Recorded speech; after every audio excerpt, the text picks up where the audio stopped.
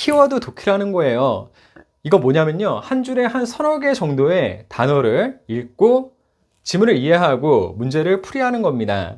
여러분이 실제로 문제를 풀 때요. 사실 시간 맞추는 게 쉽진 않죠. 근데 수능 영어 지문은 한 줄에 한 서너 개 정도만 중요한 단어를 꼽아서 읽어도 그 내용을 이해하고 그 내용을 근거로 해서 문제를 풀 수 있습니다. 그래서 이 방법도 연습해 두시면 좋겠어요. 여러분이 수능에서 고득점을 받길 원하신다면요. 저는 이 방법도 연습할 필요가 있다고 생각해요. 자, 이 키워드 독해에 대한 안내는 제가 책으로 정리를 했으니까 참고하시고요. 자, 보겠습니다. 교육은요, 이렇게 삽입된 거 무시하셔도 됩니다. 그저 지식 이상이에요. 이렇게 just 같은 표현 나오면 그 뉘앙스 주목하셔야 됩니다. 그냥 지식이 아니라 그냥 단지 지식 이런 느낌으로 나오니까 그 다음에 중요한 게 있다는 걸 나타내는 거죠. 그럼 그 중요한 게 뭐냐면 비판적인 사고고요. 콜론이 있으면 이 비판적인 사고를 자세히 설명하는 거잖아요. 그러니까 여러분이 빨리 보시는데 여기에 어떤 어구가 있는지를 주목하셔야 돼요. 그래서 행동하기 전에 멈춰서 생각하고 그리고 감정에 굴복하지 않고 이런 정도는 빨리 파악하시는 게 좋습니다. 자, not 있으니까 요 thought control은 부정이 되는 거죠. 신경 쓰실 필요가 없고요. 반대라고 하면서 정신적인 해방 이렇게 앞에 나온 내용을 정리하는 표현이 나오면 이땐 주목하셔야 되죠.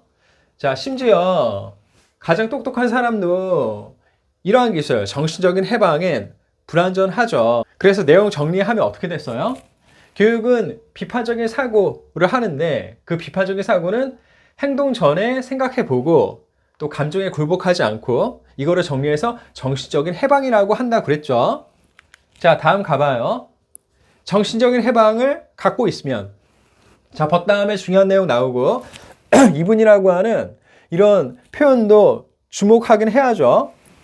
그렇게 정신적인 해방을 갖고 있으면 자극에 이끌리는 것을 빈칸하게 된다고 하는데 자극에 이끌린다는 건 뭐예요? 자, 여기 분사 구문으로 이 자극에 이끌리는 걸 자세히 설명하고 있는 거죠. 그렇다면 여기서 쭉 보시면서 어떤 단어가 있는지 어떤 내용인지만 보시면 되는데 환경에 즉각적으로 반응한다 정도로 보시면 되죠.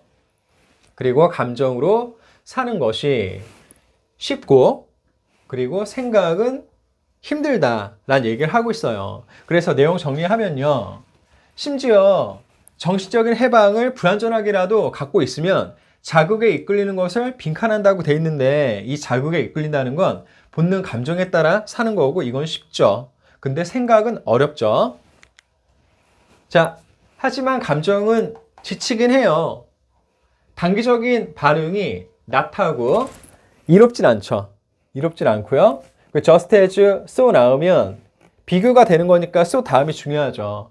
그래서 just as 그냥 무시하시고 so 다음을 보면 감정은 해롭다 라는 거죠. 자, 그래서 이 내용을 정리하면 지금 본능 감정에 따라 사는 게 좋지 않다는 걸 말을 하고 있는 거죠.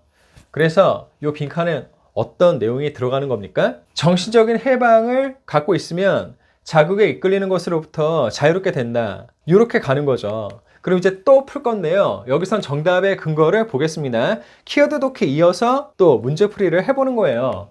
자, 그래서 앞에 감정적인 압박에 굴복하는 걸 피한다는 내용이 나왔고요. 이게 정신적인 해방이라고 했죠. 그래서 정신적인 해방을 갖고 있으면 자극에 이끌리는 것으로부터 자유롭게 되죠. 그리고 자극에 이끌린다는 건 뭐냐면 늘 감정에 따라 사는 건데 이게 쉽긴 하지만 그것의 단기적인 반응은 결국은 좋지 않죠. 그래서 감정에 대한 우리의 의존이 우리에게 큰 피해를 끼칠 수 있다라고 말을 하고 있습니다.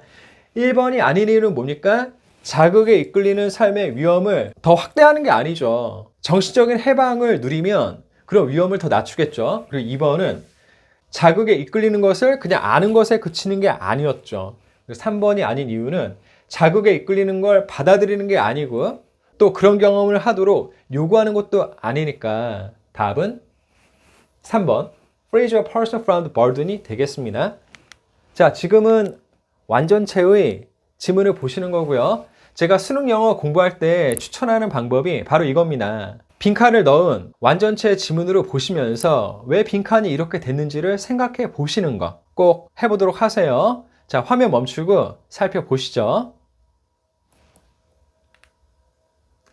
네, 이렇게 문제를 풀었습니다. 빈칸이 중간에 있으면 빈칸을 중심으로 앞과 뒤를 보시고요. 그런데 글의 주제에 대해서 알긴 알아야 되니까 첫 부분도 보시는 걸 추천해요. 우리가 이번에 푼 문제는 이 후반부에 벗이 있었기 때문에 벗 뒤에 중요한 내용 나오잖아요. 그래서 여기까지 읽느라고 처음에 이렇게 많이 읽었습니다. 이런 경우도 뭐 종종 있죠. 자, 어려운 문제 함께 푸시느라 애 많이 쓰셨습니다. 계속 응원할게요. 화이팅! 더 좋은 수업, 더 좋은 세상.